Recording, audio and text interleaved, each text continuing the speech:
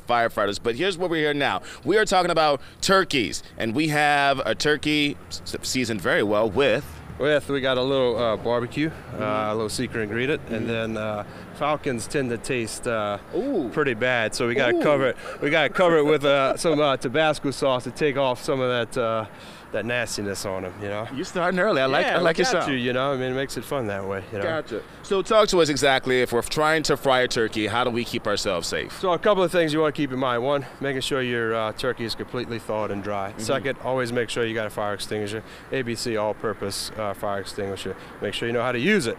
And second, or I guess that'd be third, right? It's early. Yeah.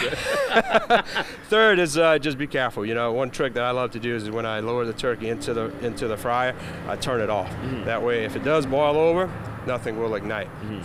You know, you can make sure you're away from the building. You don't want to cook underneath the garage or anything like that. Trees, anything that will have a fireball, could cause a fireball and go straight up into the air. So safety is always a big issue when you're doing this. And you also mentioned before you actually put the turkey in the fryer that you pat it down a little bit. Yeah, you always want to make sure that the turkey's dry and completely dry as much as possible, because when you lower it, water and oil don't mix that great. You know, again, it'll cause that big fireball to happen, and then of course once that hot oil gets onto that flame, it's going to ignite, and it's nothing pretty at that point. Gotcha. So let's put it in the fryer. Let's go. And so once we put it in the fryer, so you have a couple of items that you're using. What are we doing with it to make sure we're safe? Of course, again, I believe in what comes with the equipment to use the equipment, right? So you basically have a little stand for that turkey to sit in, and then you have a handle. Some people like to use a glove, welder's glove or a fire glove, whatever you have handy, because the heat will come up and get you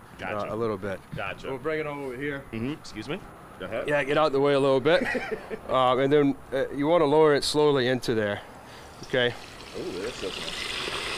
You don't just dump it in. Yeah, some people make that mistake and dump it in. You just want to take its time, just lowering it in, letting that temperature get adapted. And you can see how that oil is coming up. And just slowly put it in there. And Chef, while we're letting this turkey fry a little bit,